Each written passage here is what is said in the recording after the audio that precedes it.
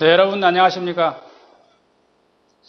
개인적인 경험에 의하지 않고 세계적인 진단과 치료 지침에 따라서 최고 의료를 제공하기 위해서 최선을 다하고 있는 간사랑 네트워크 병원 한정열 내과입니다. 반갑습니다.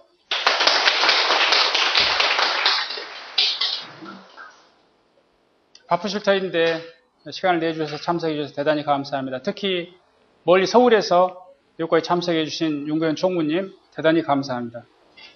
오늘 제가 말씀드릴 내용은 B형 간염 전반에 대한 내용입니다. 그래서 가능하면 쉽게 설명하도록 노력하겠습니다. 오늘 제가 말씀드릴 내용은 되게 8가지인데요. 뒤에 가면서 설명해 드리도록 하겠습니다. 우선 만성 B형 간염, 그 다음에 B형 간염의 진행 과정 및 치료 시점 등등 이런 순으로 말씀드리도록 하겠습니다. B형 간염은 감염 경로가 2가지가 있겠습니다. 수평 감염과 수직 감염이 있는데요. 수직 감염은 되게 태어날 때 B형 간염을 가지고 있는 엄마로부터서 신생아가 태어날 때 신생아가 엄마와 산도를 타고 나오면서 그때 엄마와 피하고 섞이면서 그때 감염이 일어나게 되는 것입니다. 그래서 대부분의 현재 치료 중인 환자분들은 수직 감염에 해당이 되겠습니다. 옛날에는 20, 30년 전에는 수평 감염이 제법 있었고 급성 B형 간염이 있었지만은 지금은 급성 B형 간염은 거의 찾아볼 수가 없습니다. 수평 감염이라고 하는 것은 혈액이 어떻게 감염의 경로가 되어가지고 들어와서 B형 간염에 걸리게 되는 것을 말하는데요. 대개 이러한 경우는 만성 B형 간염으로 진행하는 경우가 약 5%밖에 되지 않습니다. 그러나 수직 감염의 경우에 있어서는 약 90%가 만성 B형 간염이 되기 때문에 지금은 신생아의 그 수직 감염을 막기 위한 정부에서도 정책이 여러 가지로 정책이 후원이 되고 있습니다. 그래서 이렇게 B형 간염은 수직 감염과 수평 감염의 2가지의 경로가 있겠습니다. 그러면 B형 간염을 우리가 중요시하고 치료하는 이유는 무엇이냐 그러면 B형 간염은 간경변, 간경화라고도 하죠. 간경화와 간암의 가장 중요한 원인이 되겠습니다. 그래서 약 70%의 간경화, 간암의 원인은 우리가 알고 있는 B형 간염입니다. 우리가 예방할 수 있는 암이 있는데요. B형 간염에 의한 간암을 예방할 수가 있습니다. 그 다음에 자궁암 요즘에 백신 나와 있잖아요. 자궁암도 파필로마 바이러스라고 하는 그 바이러스에 의한 것이거든요. 그렇기 때문에 예방접종을 함으로써 자궁암을 예방하는 것처럼 B형 간염은 간경변과 간암의 가장 중요한 원인이기 때문에 중요시 우리가 다루게 되는 것입니다. 두 번째, B형 간염의 진행 과정 및 치료 시점에 대해서 말씀드리도록 하겠습니다. 네, 이게 가장 중요한 도표가 되겠습니다. B형 간염을 수직 감염 받았다고 우리가 가정을 한다면 B형 감염균이 몸 안에 들어와 있지만 우리 몸에서 관용을 베풀고 있는 시기, 그 시기가 면역 관용기입니다. 그 다음에 시간이 지나면 어느 시점에서 B형 간염 바이러스가 들어있는 간세포를 우리 몸의 면역 기전이 간세포를 공격하게 됩니다. 그것이 면역 제거기가 되겠습니다. 그 다음에 시간이 지나면 이제 면역 조절기를 거치게 되고 또 시간이 지나게 되면은 재활성화기로 이렇게 가게 되는데요. 여기서 이 면역 제거기와 재활성화기는 우리가 치료를 필요하는 시기가 되겠습니다. 이렇듯이 치료를 필요한 시기가 되겠고 면역 관용기하고 면역 조절기는 치료하지 않고 경과를 관찰하다가 치료 시점이 되었을 때 우리가 항바이러스를 투여하게 됩니다. 이 테이블이 가장 B형 간염을 이해하는데 중요한 테이블이고 B형 간염을 치료받고 있다면 본인은 현재 이양원 양성 만성 B형 간염에 해당이 되는지 그렇지 않으면 이양원 음성 만성 B형 간염인지 지금 비증식 B형 간염 바이러스 보유 상태에 도달했지만 재발을 막기 위해서 계속해서 항바이러스를 쓰고 있는지 이걸 잘 아셔야 될 것입니다. B형 간염을 치료하는 데 있어서 간 기능 검사보다도 더 중요한 게 있는데요. 그게 바로 HBV DNA입니다. DNA 양을 병원에서 3개월 단위로 대개 이렇게 검사를 하게 되는데요. DNA라고 하는 것은 바이러스의 양을 우리가 측정한다 이렇게 생각하면 되겠습니다. 그래서 되게 카피 단위를 사용하고요. 인터내셔널 유닛을 사용하기도 하고 피코그램 단위를 사용하기도 합니다. 최근에는 인터내셔널 유닛으로 많이 통일되었지만 아직도 카피 단위를 제일 많이 사용을 합니다. 그래서 카피 단위로 나온 것을 5로 나누면 그게 인터내셔널 유닛이기 때문에 카피나 인터내셔널 유닛을 제일 많이 사용을 하게 됩니다. 그래서 HBV DNA를 측정하는 검사 방법은 여러 가지가 있습니다. 그런데 이 하이브리드 캡처 방법은 예민하지 않습니다. 점차 발전이 되어서 현재는 리얼타임 PCR, RT-PCR 방법을 이용을 해서 B형 간염 바이러스의 개수를 우리가 측정을 합니다. 보다시피 검사 수가가 상당히 비쌉니다. 그래서 매번 3개월마다 검사하실 때마다 DNA를 우리가 검사해야 되기 때문에 그런 것에서 비용이 많이 들어간다고 아셔야 할 것 같습니다. 그리고 현재 우리가 녹십자로 의뢰하는 그 B형 간염 DNA는 검출 한계 이하가 116 카피 이하입니다. 그래서 거기에 도달하게 되면은 B형 간염 치료의 가장 중요한 그 치료 목표에 도달한 것이 되겠습니다. 세 번째, B형 간염 치료제의 종류에 대해서 말씀드리겠습니다. 국내에 사용 중인 B형 간염 치료 약물은 크게 3개의 군으로 나눌 수가 있습니다. 첫째가 뉴클레오사이드 계열하고 그 다음에 뉴클레오타이드 계열이 있습니다. 그 다음에 사이클로펜탄 계열이 있는데요. 제픽스하고 세비보, 레보비르 비슷한 약물들입니다. 그 다음에 헵세라하고 금년 말쯤에 국내에 들어오게 될 비리어드가 비슷한 약입니다. 그리고 바라크루드가 있습니다. 이렇게 약제를 크게 분류하는 이유는 나중에 약제를 사용하다가 내성균이 생겼을 때는 이러한 같은 계열의 약물을 병용 처방하는 것이 아니라 계열이 다른 약물을 처방함으로써 B형 간염 바이러스의 증식을 억제할 수가 있습니다. 그래서 우리가 사용하고 있는 이런 약제들은 크게 이렇게 세 부류로 이렇게 나누게 됩니다. B형 간염 바이러스는 이렇게 생겼다고 우리가 보시면 이 안쪽에 DNA 폴리머레이즈라고 하는 효소가 있습니다. 이 DNA 폴리머라제라고 하는 이 효소에서 DNA를 계속 만들어내기 때문에 저 DNA 폴리머라제라고 하는 효소를 갖다가 억제함으로써 B형 간염 바이러스가 증식하지 않도록 해야 될 텐데요. 거기에 작용하는 약제가 바로 항바이러스 약제입니다. 그래서 우리가 쓰고 있는 약제의 작용 부위는 어디냐 그러면 B형 간염 바이러스 내에 있는 DNA를 만들어내는 저 효소, DNA 폴리머레이즈라고 하는 저 효소를 갖다가 억제하는 것이 B형 간염 바이러스 치료제의 작용 부위가 되겠습니다. B형 간염을 치료할 때 초치료 약제를 어떤 것을 선택할 것이냐 이것에 대한 가이드라인이 있습니다. 치료 지침이 있는데요. 보면은 미국 간악회, 그 다음에 대한 간악회, 유럽 간악회, 아시아 태평양 간악회가 있는데요. 현재는 가장 최근에 나온 미국 간악회나 유럽 간악회에서 초치료 약제로 추천하고 있는 것은 세 가지가 되겠습니다. 주사제로서 페가시스하고 경구용 약제로서 바라크루드하고 그 다음에 테노포비아가 있겠습니다. 근데 테노포비아는 아직 국내에서 사용할 수가 없습니다. B형 간염 치료 목적으로는요. 그래서 주사제 페가시스하고 경구용 약제인 바라크루드가 있는데요. 대부분 바라크루드를 1차 약제로 선생님들이 선택을 하게 됩니다. 페가시스는 대개 말씀드렸던 DNA 수치가 그렇게 높지 않고 간 기능 검사는 높은 되게 젊은 사람들에게 투여하는 것이 페가시스 주사제가 되겠습니다. 그래서 현재는 초치료 약제로는 우리가 치료할 때 거의 대부분이 바라크루드를 1차 약제로 선택을 하고 있고요. 그 전에 제픽스를 사용했던 분들이 내성이 생기지 않으면 그대로 우리 제픽스를 사용하다가 어느 시점에서 혹시 내성이 생기게 되면 다른 약제를 병용 처방함으로써 다시 B형 간염 바이러스가 증식하는 것을 막을 수가 있습니다. 이제 네 번째, B형 간염 치료 목표가 되겠습니다.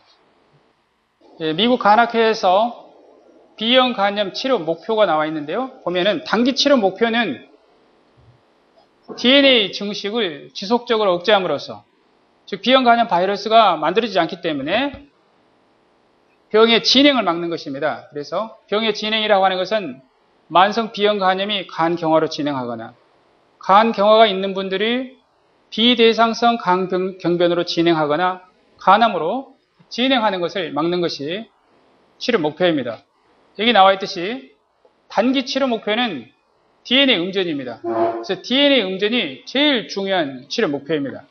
그래서 이 항원 양성 만성 B형 간염이라 하더라도 이 항원이 음전되지 않는다 하더라도 가장 중요한 목표는 일단 DNA가 음전이 되고 나면 질환의 진행을 막을 수가 있습니다. 간경화로의 진행을 막고 또 간암이 생기는 것을 막을 수가 있기 때문에 첫째 목표는 DNA를 음전시키는 것이 가장 중요한 치료 목표가 되는 것입니다.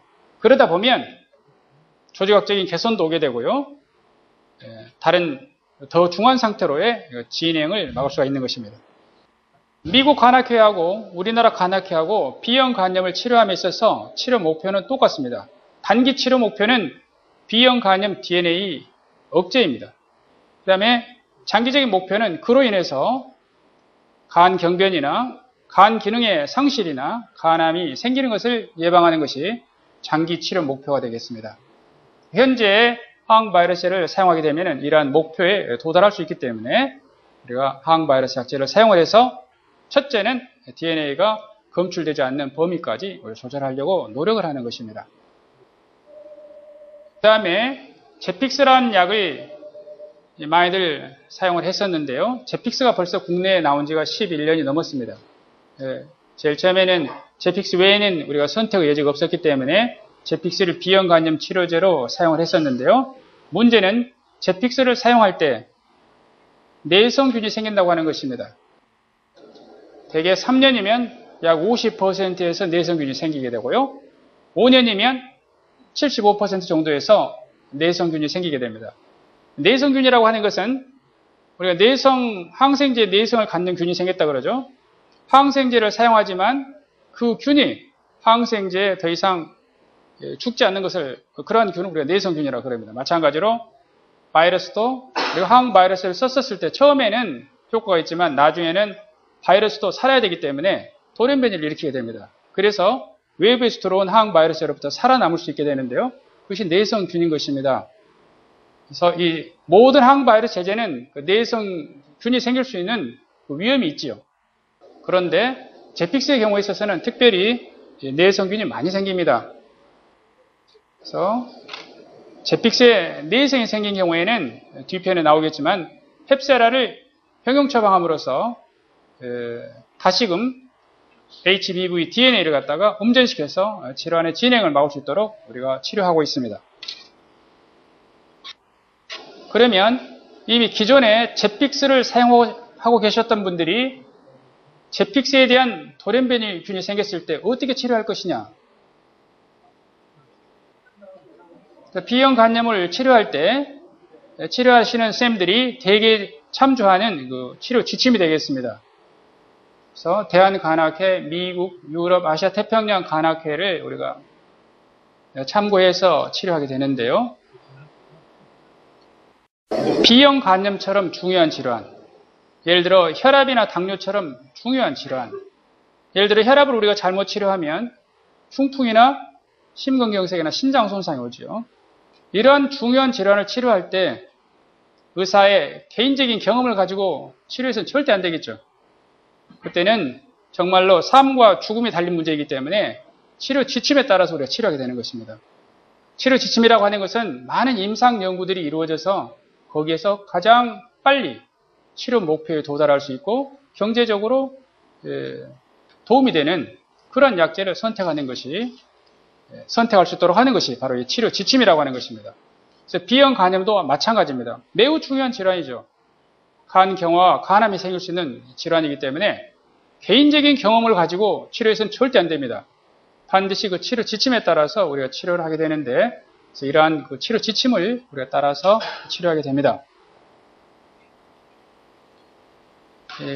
좋은 의사는 말씀드린 것처럼 치료 지침에 따라서 치료하는 의사이고요. 옛날에는 우리가 개인적 경험을 중요시했지만은 지금은 개인적 경험이 중요한 게 아니라 진단과 치료의 지침에 따라서 충실하게 치료하는 의사가 훌륭한 의사이고 좋은 치료를 받게 되는 것입니다. 그러면 제픽스에 내성이 생겼을 때 어떻게 치료할 것이냐? 그러면 2007년도 대한간학회 지침을 보면은 헵세라 또는 파라쿠루드 1mg으로 교체하거나 그렇지 않으면 제한 그 내성이 생겼을 때 어떻게 치료할 것이냐에 대한 그 치료 지침을 보면 우리나라, 유럽, 미국 간학회 공이 각각의 약제에 내성이 생겼을 때 우리나라에서 1차 약제로 사용하고 있는 제픽스나 세비보나 레보비르 또 바라쿠루드와 같은 약제에 혹시 내성이 생기면 그 다음에는 어떻게 할 것이냐? 자기 개인적인 경험으로 치료하는 게 아니라 이 치료 지침대로 하는 것입니다. 헵세라를 이렇게 추가하라 이렇게 돼 있죠. 대한간학회에서. 네, 미국 간학회에서는 보면은 테노포비어를 추가하라고 돼 있죠. 아직 국내에는 테노포비어가 없기 때문에 우리는 그 헵세라, 아데포비어를 추가하면 되겠습니다. 지금은 대체가 아니고요. 전부 다 추가가 되겠습니다. 미국 간학회를 보아도 추가가 되겠고요. 그 다음에 유럽 간학회, 미국 간학회 모두 다 추가하는 것으로 되어 있습니다. 한 약제에 대해서 내성이 생겼을 때 그 약제를 버려버리고 새로운 약제를 사용하는 게 아니라 그 약제를 그대로 사용하면서 새로운 약제를 이렇게 추가하게 되어 있는데요. 그러니까 원래 약제는 원래 균을 갖다가 그대로 치료를 하고 있습니다. 대신에 치료하는 과정에서 생긴 돌연변이균이 있잖아요. 그 돌연변이균은 새로 추가한 약제에서 억제를 시킬 수가 있는 것입니다. 그래서 궁금하게 생각하는 것 중에 하나가 왜 치료에다가 이 내성이 생겨서 사용할 수 없는 약제를 계속 사용하느냐고 물어보시는 분이 계시는데요. 원래 약제는 원형균, 원래 균에는 잘 듣고 있고 거기에서 생긴 돌연변이균은 새로 추가한 약제가 이렇게 잡게 되는 것입니다. 그래서 반드시 병합요법을 하게 되어 있습니다. 옛날에 몰랐을 때는 단일요법으로 이렇게 전환을 했었는데요. 지금은 반드시 병용요법을 하도록 되어 있습니다. 치료 지침에 이렇게 나와 있습니다. 자, 병합요법을 할 때는 우리가 한 가지 항바이러스 약제를 사용할 때는 주기적인 그 모니터링을 하게 되는데요. 그때 모니터링의 가장 중요한 것은 DNA입니다. DNA가 억제되었던 것이 갑자기 올라가게 되면은 돌연변이가 생긴 것을 의심하게 되고 그때 우리가 돌연변이균에 대한 검사를 하게 됩니다. 그래서 만약에 돌연변이균이 나오면 빨리 새로운 약제를 추가해야만이 다시 올라갔던 DNA를 다시 떨어뜨릴 수가 있습니다. 그러므로 그 시기가 너무 늦어버리면 돌연변이균이 너무 많이 생긴 상태에서 새로운 약제를 추가할 때는 돌연변이균이 잘 듣지 않습니다. 그러므로 DNA를 대개 우리가 3개월 단위로 이렇게 관찰하다가 어느 시점에서 떨어졌던 DNA가 올라가게 되면은 그때 빨리 병합요법을 해서 다시 DNA를 음전시키는 것이 좋은 치료 방법입니다. 우선 하나의 그래프인데요. 이것은 연구인데요.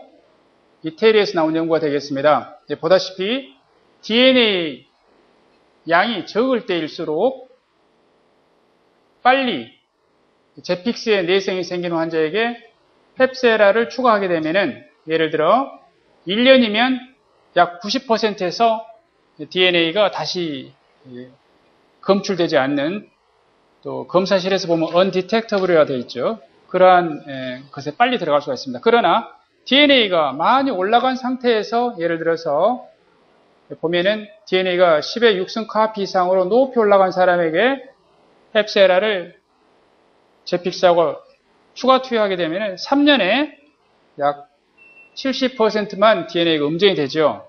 3년 동안에는 지속적으로 DNA가 있기 때문에 간 손상이 있다는 것입니다. 그러므로 조기에 DNA가 검출되면 조기에 병합요법을 해야만이 간 손상을 우리가 막을 수가 있는 것입니다. 그 다음에 언제까지 치료할 것이냐 매우 궁금하게도 생각하십니다. 이것은 단순히 B형 간염뿐만 아니라 만성 질환을 가지고 있는 모든 분들이 항시 궁금하게 생각하는 것입니다.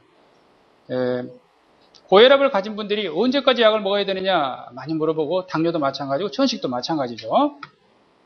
골다공증 또한 마찬가지입니다. 많은 만성 질환들은요, 치료의 개념이라기보다는 조절의 개념입니다. 그래서 B형 간염을 현재는 완전히 우리가 없앨 수가 없기 때문에 B형 간염을 잘 조절해서 B형 간염이 활동하지 못하도록 잘 억제해가지고 간 손상이 오지 않도록 하는 것이, 그것이 치료 목표인 것입니다. 완전히 완치할 수는 없고 우리가 병을 조절하는 것입니다. 예를 들어서 알러지 질환인 천식을 우리가 완치할 수는 없죠. 그것을 약제를 가지고 잘 조절하는 것과 마찬가지입니다.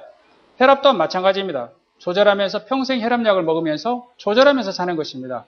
B형 간염도 이제는 조절의 개념입니다. 그래서 언제까지 치료할 것이냐는, 우리가 치료하는 것은 면역 제거기하고 다시 재활성화기 때 치료를 하죠. 이때를 우리가 이항원 양성 만성 B형 간염, 이때를 이항원 음성 만성 B형 간염이라고 하고 있고, 이항원 양성 만성 B형 간염의 치료 현재의 목표는 비증식 B형 간염 바이러스 보유 상태, 여기까지 치료하는 것입니다. 그런다고 해서 치료를 종료하는 것은 아닌데, 일단은 DNA가 음전이 되고 간 기능이 정상이 되고 이 항원이 없어지는 이 시점이 치료를 종료할 수도 있는 그런 시점이 되는 것입니다. 반면에 이 항원 음성 만성 B형 간염은 이 뒤에 그래프가 없잖아요.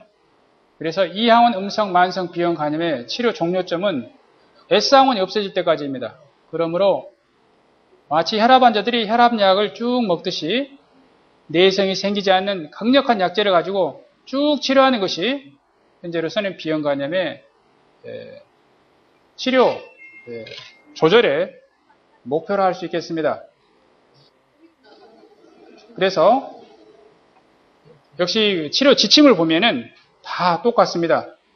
이항원 양성 만성 B형 간염은 모든 간학회에서 이 항원이 없어지고 12개월 이상, 대개 1년 이상 치료하면 종료해 볼 수가 있습니다. 그러나 이 항원 음성 만성 B형 간염은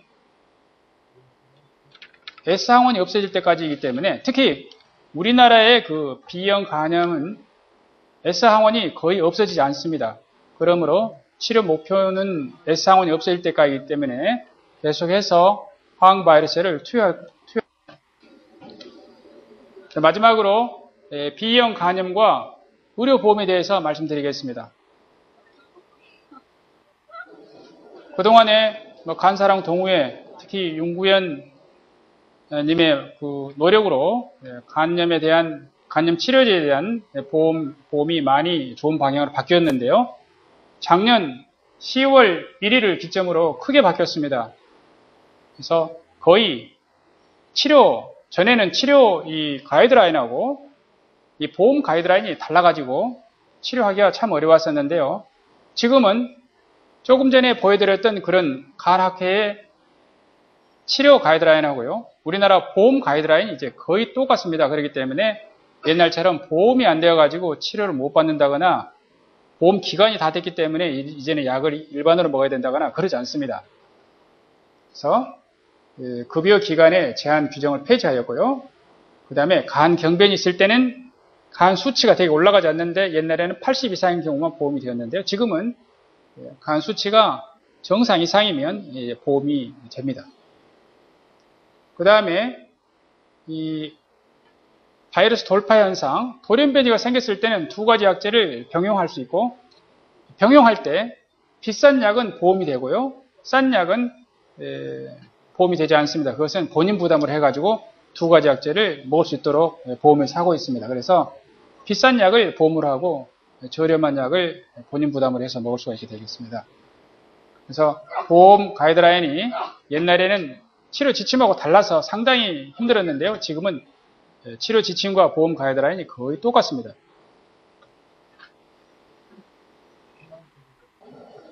오늘 참석해 주신 여러분들 대단히 감사합니다. 간사랑 동호회 시작 페이지가 되겠습니다. 이번에 우리 광주에서 정보가 있다라는 내용이 있어서 제가 캡처를 해왔습니다. 그 다음에 이 간사랑 동호회와 같이 하고 있는 그 모임이 간사랑 네트워크 모임입니다. 간사랑 네트워크는 전국에 어디를 가더라도 똑같은 치료 지침에 따라서 똑같은 진료를 받을 수 있도록 혹시 여러분들께서 지역을 이동하실 때 똑같은 진료를 받을 수 있도록 하기 위해서 이런 모임을 결성을 해서 하고 있습니다. 이상입니다. 감사합니다.